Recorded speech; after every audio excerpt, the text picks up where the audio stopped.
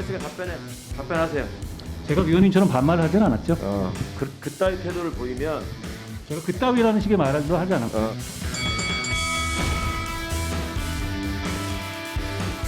저는 또 하나 물읍시다. 저의 형사 사건의 가해자인 위원님께서 형사가 저한테 이런 질문하는 것 자체가 이상하다고 생각합니다. 공수처에서 지금 기소한 사건에 대해서는 그런 식의 논법이라면 백이 가해자고 내가 피해자죠. 하면 안 백이요? 되고요. 자, 100이라고 말씀하셨어요?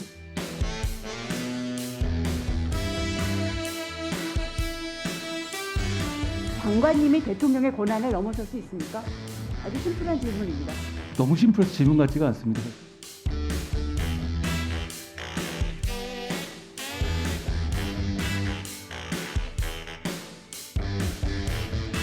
특별감찰관 추천 절차를 시작할 것을 국민의힘에 제안합니다.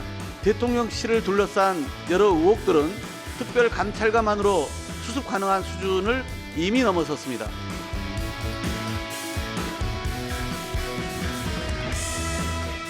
민주당은 특별감찰관 임명 주장에 앞서 문 정권 5년 내내 자행된 법 위반과 직무유기에 대해 국민 앞에 사과해야 합니다. 무엇보다 하루빨리 세 개 기관에 대한 국회 추천 절차를 밟아야 합니다. 네, 여의도 사건건 시간입니다. 오랜만에 오신 분이네요.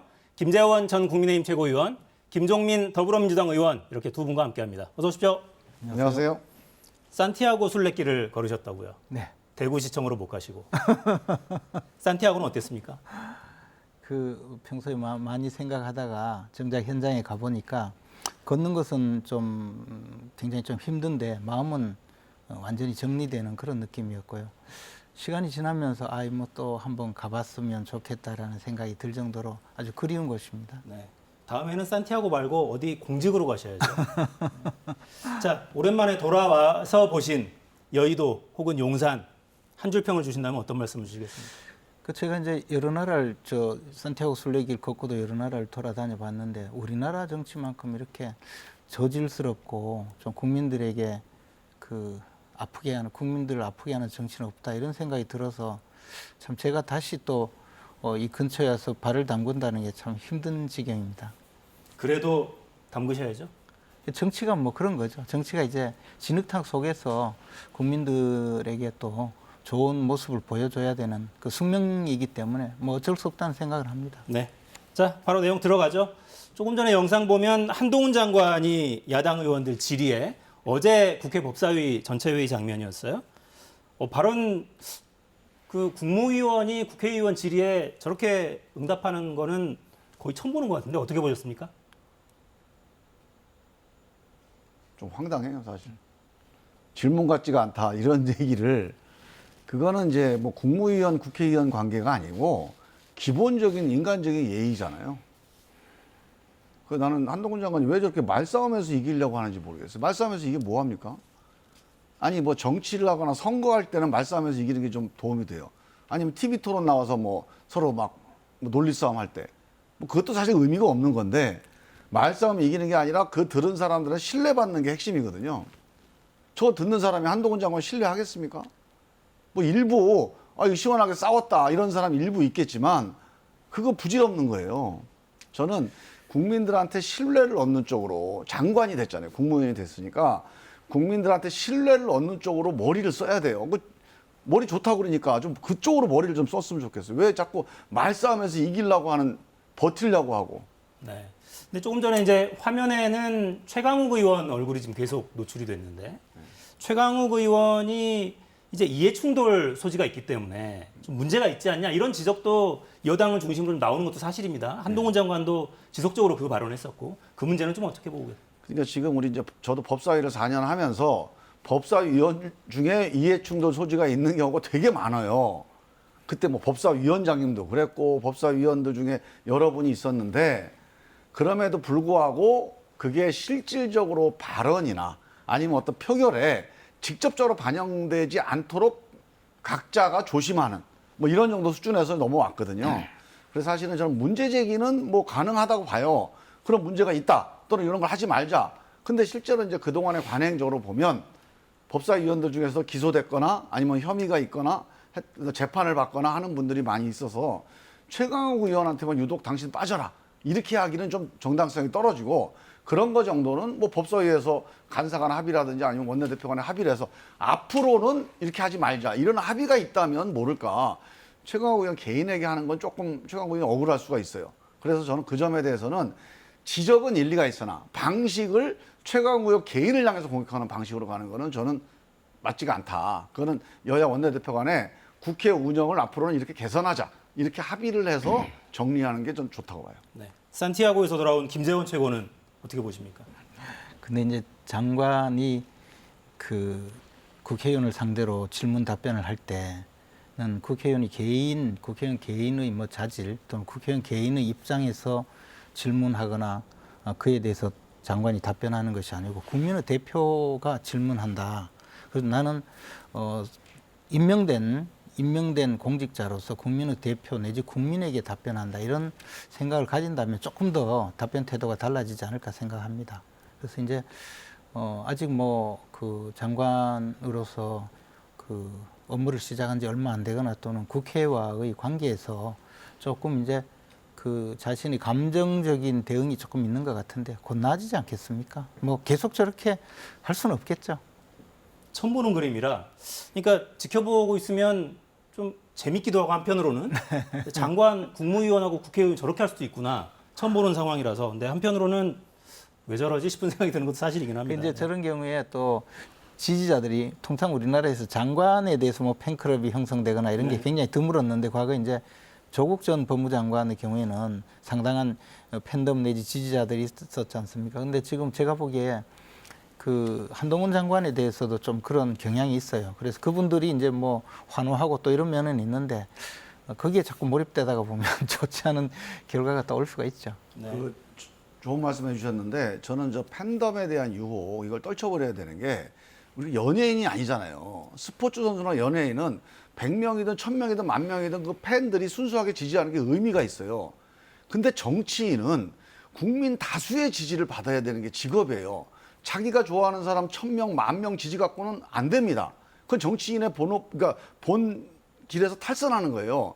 더 많은 다수의 국민의 지지를 받는 쪽으로 정치하고 노력을 하는 게 임무거든요. 그래서 자기를 지지하는 팬덤의 목소리와 그 팬덤의 요구를 의식하고 하다 보면 반드시 국민의 지지를 받는 정치에서 벗어나게 돼요. 그 한동훈 장관이 그럼 잘못된 길로 가고 있는 거예요, 지금. 그 지금이라도 빨리 돌이켜야 됩니다. 네.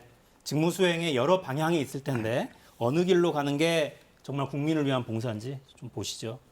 자, 특별감찰관 문제는 어떻게 합니까? 그러니까 특별감찰관을 하루속히 임명하자 여기에는 이견이 없는 것 같은데 여당에서는 북한인권재단 이사들과 같이 추진해야 된다 이런 입장이에요.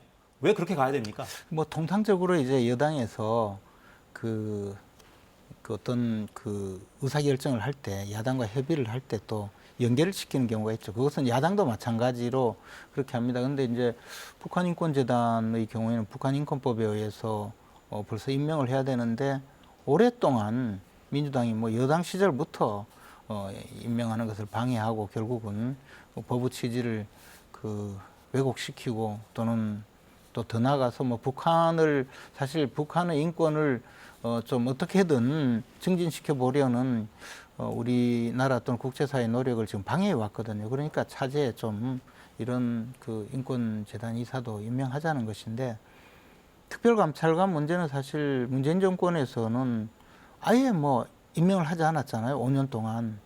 저것도 사실 문제라고 생각합니다. 법을 만들어서 그만큼 특별감찰관 임명하자고 그 민주당이 주장하고 그것을 가지고 또 많은 또 정권 획득에는 도움까지 받았거든요. 그러나 정작 자기들이 정권을 잡았을 때는 특별감찰관 임명을 하지도 않고 피해 다니다가 이제 와서 또 특별감찰관 임명하자고 하거든요. 그러니까 이제 대통령 입장에서는 그게 그 특별감찰관 법에 의해서 국회에서 3명을 추천하면 그중에서 대통령이 1명을 임명하게 되어 있거든요. 그러니까 국회에서 좀 추천해달라 이렇게 하는 것이고 민주당은 지금까지 특별감찰관을 자기들이 정권을 잡았을 때는 임명하지 않다가 이번에 임명하려고 하니까 여당 입장에서는 그러면 잘 됐다. 북한인권재단 이사도 함께 임명하자 이런 뭐 제안을 한 것인데 앞으로 협상 과정에서 뭐 어떻게 좀 달라질지는 모르겠지만 저는 좀 하루속히 이런 그 법으로 그 강제되어 있는 그런 기관은 제대로 임명을 해서 정상 궤도에 올리는 것이 맞지 않을까 생각합니다. 아무튼 임명하도록 되어 있는 거는 차제에 함께 해나가는 게 좋지 않겠냐라는 말씀이시고. 저는 좀 정치가 좀 어른스러워졌으면 좋겠어요.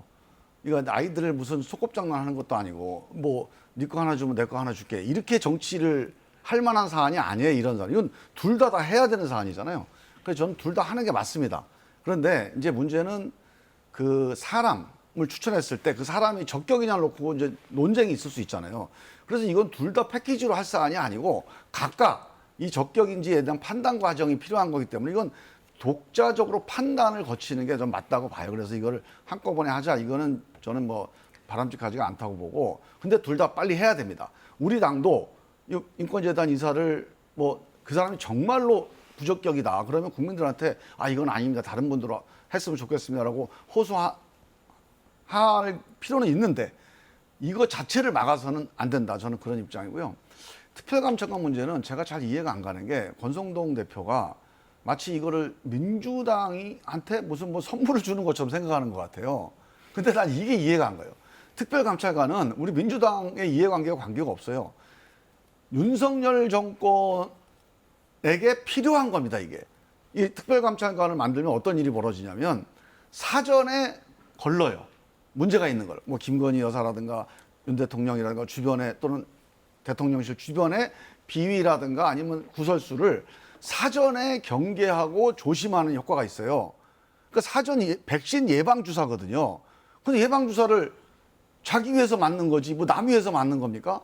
이거 안 하면 어떤 일이 벌어지냐? 특검하는 거예요. 나중에 일 벌어지고 사고 난 다음에 특검하는 거니까 특검은 민주당한테 이건 일종의 재료가 정치적인. 그래서 특검을 민주당이 주장하는 건 있을 수 있지만 특별감찰관은 윤석열 정부가 먼저 하겠다고 해야 되고 윤석열 정부를 위해서 필요한 거니까 이걸 줄게 뭘 줘라 이렇게 거래하려고 하지 말고 하시고 북한 인권재단 문제는 그렇게 하면 당연히 민주당이 이걸 안 하면 국민들한테 우리가 비판받지 않겠어요? 그렇게 해서 정치를 좀 대승적으로 풀어갔으면 좋겠어요. 아니 근데 특별감찰관이 그렇게 좋은 효과가 있는데 왜 문재인 정권 5년 동안은 결국 그걸 안 했죠? 그때는 뭐 과반수 의석도 가지고 있고 얼마든지 임명할 수 있었는데 특별감찰관 임명하지 않았잖아요. 그러니까 결국 대통령 아들, 딸들이 전부 문제가 제기되고 수사가 되고 그래도 뭐 이리저리 요리저리 다 빠져나갔잖아요. 그러니까 그렇게 좋은 일을 왜 안 했어요? 저는 말씀하시는 것을 들으면서 좀 헛웃음이 나는데 만약에 그러면 특별감찰관을 문재인 정권에서 먼저 그 임명을 했으면 지금 이런 논란이 되겠습니까? 또 하나는 북한인권재단 뭐 하겠다고요? 그거는 왜 5년간 안 했습니까? 지금까지 전부 다 이렇게 말씀하시는 것을 들어보면 그럴듯하게 겉만 번지르르하게 이야기하는데 내용은요 결국은 똑같아요. 특별감찰관은 어떻게든 임명을 해서 그다음에 정치적으로 활용해 보자는 그런 속내가 보이는 거고 인권재단은 이번에 또 안 하려고 발버둥 칠 거예요.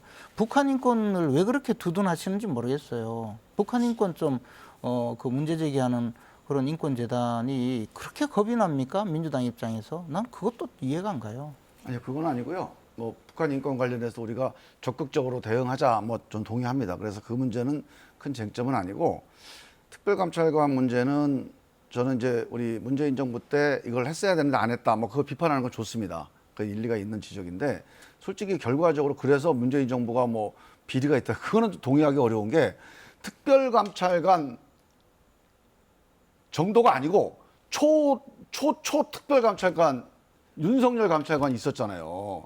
엄청나게 그 청와대와 문재인 정권을 전 검찰을 동원해서 감시했지 않습니까? 무슨 더 특별감찰관이 필요해 사실.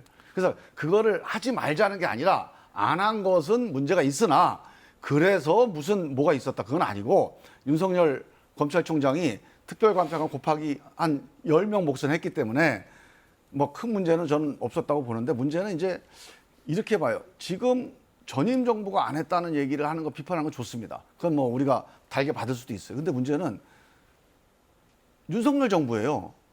지금 해야 돼요. 야, 전임 정부 안 했으니까 우리도 안 해도 돼. 이거 안 통합니다. 그래서 지금 제가 걱정해 주는 거예요. 그래, 문재인 정부 공격하는 거 좋아요. 그렇다고 윤석열 정부 지지도가 안 올라갑니다. 지금이 대선이 아니에요. 이거 집권했습니다. 집권한 사람이 할 일 안 하면 심판받게 돼 있어요. 야, 옛날에 문재인도 그랬어? 안 통합니다.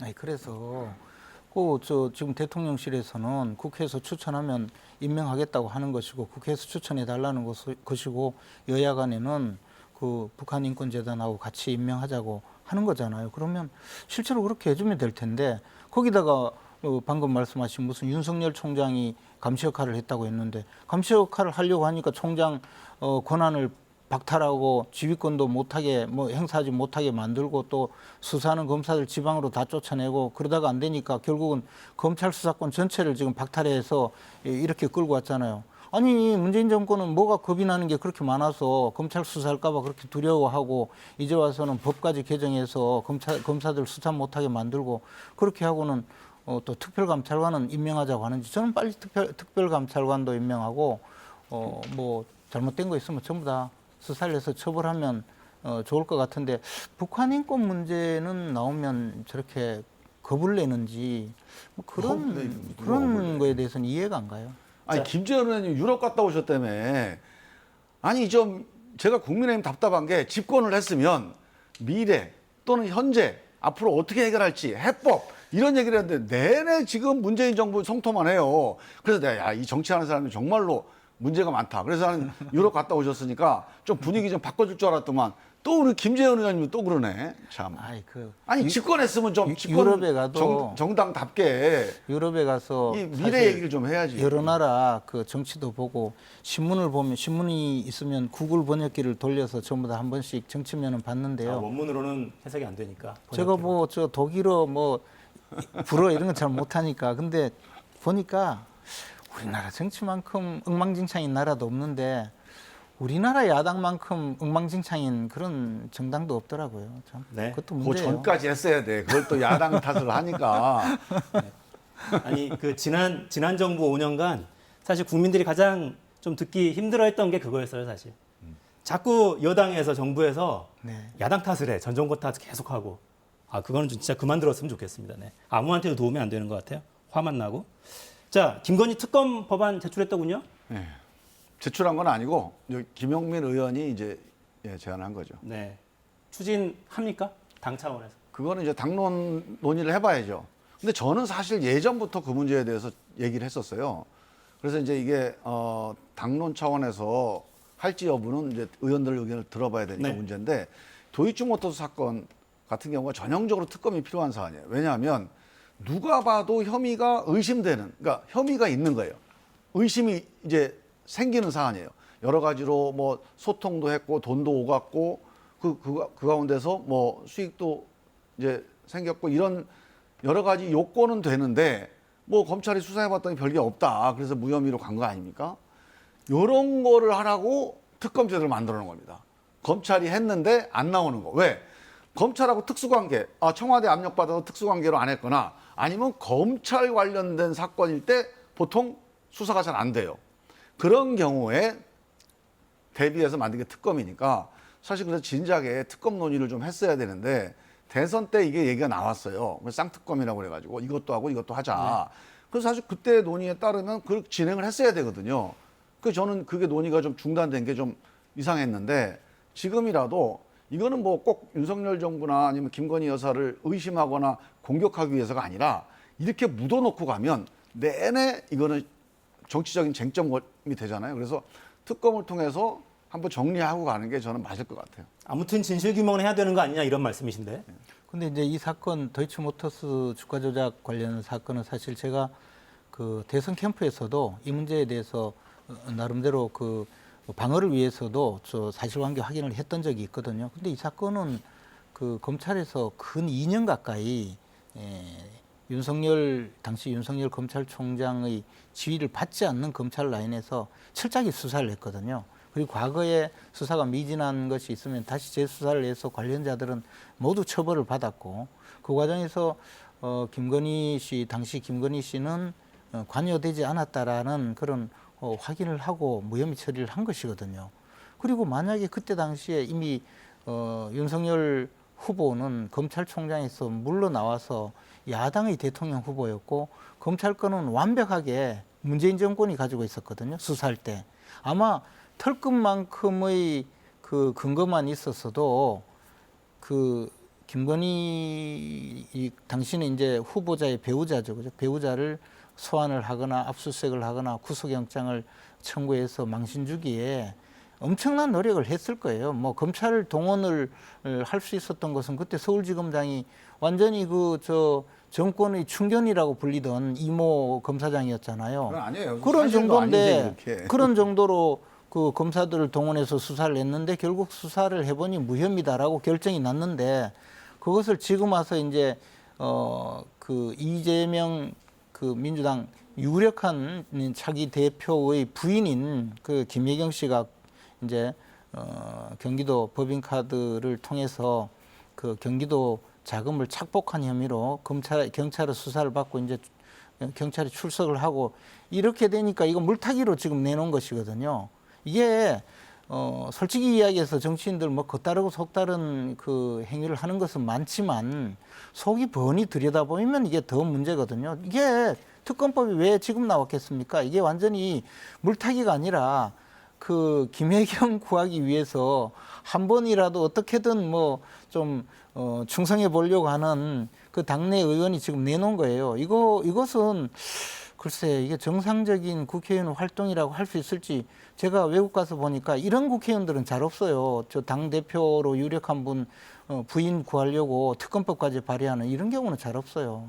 그 야당이 좀 반성을 해야죠. 야당을 뭐 이렇게 자꾸 이렇게 그렇게 왜곡을 하고 아니 산티아고 왜 갔다 오셨어요? 산티아고 가서 마음의 평안을 좀 얻고 오셔가지고 이거 여야 평안을 위해서 노력을 하셔야지 또 막 그냥 그렇게 공격을 하고 그래. 아니 그래 좀 외국 정치 좀 본받으라고 이런 짓 안 해요. 그리고 이게 뭡니까 지금 2년 동안 검찰의 수사에서 무혐의 처분한 것을 지금 와가지고 아니고 이 정도의 의혹이 있는데 그 의혹에 대한 검찰 수사 발표가 뭐 제대로 된 게 없어요. 그냥 증거가 없다 뭐 이런 정도인데 그거 가지고는 의심을 풀기가 어려우니까 이 정도면은 만약에 윤석열 대통령이 당선 안 됐으면 안 해도 돼요. 근데 이거는 당선됐기 때문에 혹시 도이치모터 주가 조작에 연루될지도 모른다. 대통령 부인이 뭐 이 얘기를 듣고 5년 동안 어떻게 국정을 합니까? 그러니까 이거는 좀 정리를 하기 위해서라도 한번 하고 가시는 게 좋아요. 네. 앞으로도 쉽지 않겠네요. 네. 자, 두 분 다 청와대 근무하셨잖아요. 예. 이 사진은 저희가 좀 보고 어떤 생각이 드시나 여쭤보고 싶었어요. 패션 잡지에 실린 화보입니다. 청와대 저기 현관에서 걸어 올라가는 계단이죠. 정현관 앞에서도 저렇게 사진 찍었고 패션 모델들의 저 자리는 어딘지 모르겠어요. 어디입니까 저기가? 저 영빈관 영빈관. 네. 네, 영빈관 의자에 모델이 가로 누워 있습니다. 자, 어떠세요? 뭐 이 사진들 공개되고 나서 전 정부에서 일했던 탁현민 행정관 탄식을 했더라고요. 국격이 떨어졌다고. 어떻게 보십니까? 이제 뭐 국격이 떨어졌다 이런 분들은 아마 이제 청와대를 왕조 시대에 왕궁 그래서 이제 성스러운 권력이 거주하는 곳 그러니까 감히 막 이 일반 백성들은 그 앞에 가면 범접은 하면 안 되고 큰절이나 하고 지나가야 되는 곳.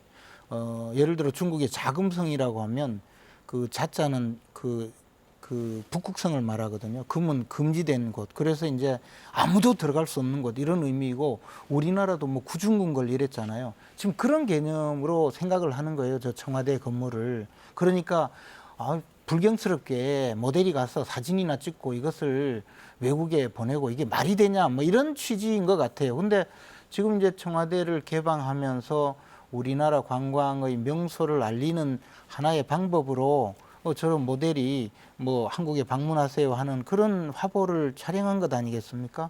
그러면서 이제 우리가 이제 지금까지 대통령궁으로 사용하던 이 청와대를 개방한다라는 것을 보여준 것인데 글쎄요, 저는 이제 점점 대통령이 권위주의 시대에서 국민 속으로 내려오고 국민과 소통하는 이런 의미로 본다면 상당히 파격적이고 좀 국민들에게도 청와대를 더 방문하기 쉽게 만드는 그런 효과가 있지 않을까 저는 좋게 봤습니다. 저 화보를 보시고도 그렇게 얘기하시는 거예요, 지금? 참. 아니, 저는 이게 청와대를 개방한다. 구중궁궐이 아니라 우리 서민과 국민과 함께하는 청와대. 뭐 이거는 100번, 1000번 찬성이죠. 그 전에 대통령도 다 그런 마음으로 국정을 했을 겁니다, 아마. 그래서 저는 자, 청와대가 이제 비었으니까 국민들한테 관람도 시키고 누구나 자유롭게 와서 아, 옛날에 대통령도 어떻게 업무를 했는지 보고 뭐 이거를 관광지로 활용하는 것까지는 저는 좋다고 봐요. 이걸 뭐 우리가 뭐 무슨 뭐 특별한 문화재처럼 이렇게 보호하고 가로막고 뭐 안 보이게 하고 이럴 필요 없죠. 근데 그래도 이게 대한민국 역사가 여기 숨쉬고 있는 데 아닙니까? 우리 국민들의 힘, 그러니까 땀과 어떤 눈물 또는 마음들이 다 모아서 투표해서 당선된 대통령이어서 국민들 국정을 했던 데예요. 거기에 걸맞는 스토리로 연결을 시켜서 관광을 해야지. 저걸 이게 패션을 제가 무시하는 게 아니라 패션 약간 저렇게 노출이 심한 패션에 활용하는 거는 저는 안 맞는다고 봐요. 이게 국민들한테 그냥 일반 국민 정서에 국민들 자존심 상하지 않겠나 그런 생각이 듭니다. 네. 생각이 이것도 완전히 다르시네요. 네. 양당 당내 상황으로 좀 바로 넘어가 볼까요? 민주당 전당대회는 이번 주 이제 거의 끝나갑니다. 이재명 의원 독주로 거의 확인되죠. 여당에서는 이준석 전 대표가 제기한 가처분 신청 결과 앞두고 혼란 계속됩니다. 영상 보시겠습니다.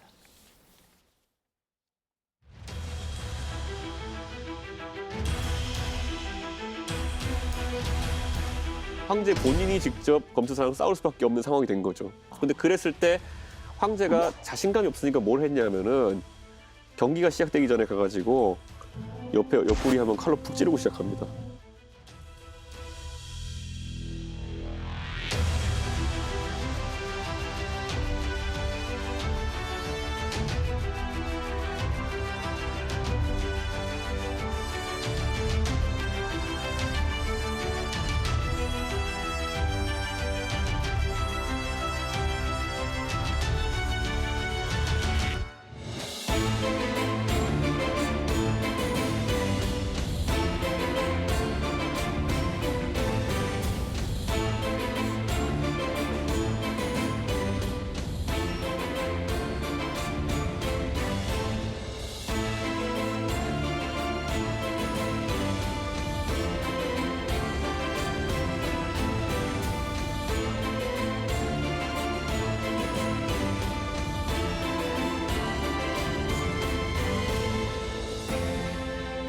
저는 민주당이 아닌 개딸 정당 될까 봐 무서워요.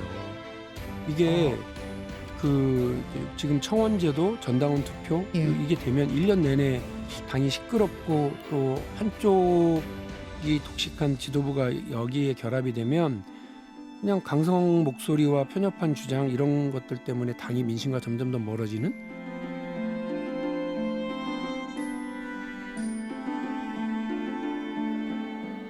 네, 여당 이야기부터 좀 하죠. 이준석 대표가 가처분 신청 재판부에 낸 자필 탄원서가 공개가 됐어요. 내용이 이 표현이 좀 그렇습니다. 신군부 뭐 이런 표현도 등장하고요. 자, 절대자가 이번 사태를 주도하고 있다면서 바로잡아지지 않는다면 비상계엄 확대에 나섰던 신군부처럼 앞으로 계속 폭주할 수 있다. 이 절대자와 가까운 사람으로부터 당대표직에서 물러나면 윤리위 징계 절차, 경찰 수사 절차 정리, 대통령 특사 중재 이런 것들 제안받았다. 이런 내용들까지 다 공개를 했습니다. 자, 이준석 대표는 거의 이제 막다른 길로 그냥 가는 것 같습니다. 뭐 화해가 불가능해 보입니다, 이제는. 그렇죠. 뭐 근데 뭐 정치란 게 뭐 또 언제든 상황이 달라질 수는 있지만 이준석 대표 스스로가 이제 자기는 이제 좀 직접 대통령과 싸워서 대통령은 가만히 있는데 대통령과 싸워서 자기는 대통령의 탄압을 받았다. 그런 대통령도 가만히 있지는 않았잖아요, 사실. 내부 총질 문자도 보내시고. 아니 그거야 대통령도 뭐 개인적으로 뒤에서 뒷담화 할 수는 있는 거죠. 뭐 그 수준인데 그것이 이제 공개되는 바람에 마치 뭐 한 것처럼 됐지만 대통령이라고 문자 못 보냅니까? 뭐 저는 그걸 가지고 이렇게 문제 제기하는 것보다는 이제 대통령과 싸우는 모습 또는 대통령으로부터 내가 피해를 입었다라는 피해를 호소하는 피해 호소인 역할을 하기 위해서 자꾸 대통령을 끌고 들어가죠. 지금 뭐 절대자가 뭐 주도한다. 절대자가 뭘 주도했습니까? 대통령이 지금 한 게 뭐 있습니까? 징계당한 것은 자신이 그 저지른 일과 관련되어서 자기가 임명했던 윤리위원회 또 윤리위원장과 윤리위원들이 직권으로 결정한 것이거든요. 그러면 윤리위원들이 대통령의 지시를 받아서 움직이고 있다는 어떠한 근거도 없어요. 그러면 윤리위원장과 윤리위원을 모욕하는 일이거든요. 근데 그 뭐 윤리위원회에서 무슨 문건을 하나 발표를 하니까 푸하하 이러면서 모욕을 주거나 지금 뭐 절대자에 가까운 사람이 이런 일을 했다. 절대자가 주도한다. 신군부처럼 할 거다. 또는 더 나가서 뭐 황제와 대결을 하니까 자신이 없으니까 황제가 그 막시무스를 칼로 찔렀다. 뭐 하면서 자신이 마치 정의의 그 어떤 수호자인 것처럼 말씀하시는데 저런 것이 사실은 계속 이제 대통령을 끌어들여서 자신은 피해자라는 그런 이미지를 주기 위해서인 것 같은데 이 사건은 정말 단순해요. 이준석 대표가 개인적으로 관련된 사건 때문에 이준석 대표가 임명한 그 윤리위원회가 그 당원권 정지 6개월을 결정했고 그에 대해서는 그 사안에 대해서는 이준석 대표는 재심 청구도 하지 않았어요. 그래서 지금 이준석 대표는 당원권이 정지된 그런 상태에 있는 것인데 그것을 가지고 이제 그 이후에 벌어진 일을 가지고 모두 다가 이게 대통령이 지시하거나 대통령이 주도한다 이렇게 끌고 가는 것은 저는 객관적인 사실관계와도 맞지 않다고 봅니다. 네. 김재원 최고의 시각이었고 민주당 이야기도 짧게 좀 하죠. 최고위원들도 이 상황으로 가면 친명계가 독식하는 거 아니냐 이런 전망들이 뭐 파다한데 그렇게 갈 가능성이 높다고 보세요? 글쎄 뭐 선거는 항상 뚜껑 열어봐야 하는 거니까 어떻게 될지 모르죠. 그리고 이제 뭐 이왕 당 대표가 누가 되느냐가 중요하지 최고위원은 뭐 네. 성향이 그렇게 뭐 결정적인 건 아니라고 봐요. 그래서 저는 뭐 그거는 이제 친명계냐 비명계냐 이렇게 나눌 일은 아니고 이제 누가 되든 당 대표나 최고위원이 그 이재명 당 대표 친명 최고위원 이렇게 돼서 이재명의 민주당으로 갈 거다. 사당화될 거다. 뭐 이런 우려가 문제 아닙니까? 그렇게 안 가도록 하는 게 중요한 거죠. 뭐 누가 되든 이거 이재명의 민주당이 아니고 국민의 민주당으로 가야지 이재명의 민주당으로 가면 안 된다. 이런 공감대가 있어요. 그래서 저는 이제 선거 결과도 문제지만 선거에 당선된 분들이 당을 어떻게 이끌어 갈 거냐. 거기에서 명심해야 될 게 이거는 이재명의 민주당으로 사당화되면 안 된다는 이런 당원과 국민들의 목소리, 우려가 있다는 거를 알고 국민의 민주당으로 가기 위한 그런 어떤 노력이나 네. 아니면 그런 방향을 잡아야 된다. 저는 그렇게 부탁을 좀 드립니다. 알겠습니다. 방향은 뭐 분명해 보이고 이미 민심도 낮은 투표율로 상당히 드러나고 있다 이런 해석들도 많으니까요. 네, 마무리하죠. 김종민 의원, 김재원 전 최고 두 분이었습니다. 감사합니다. 네, 감사합니다.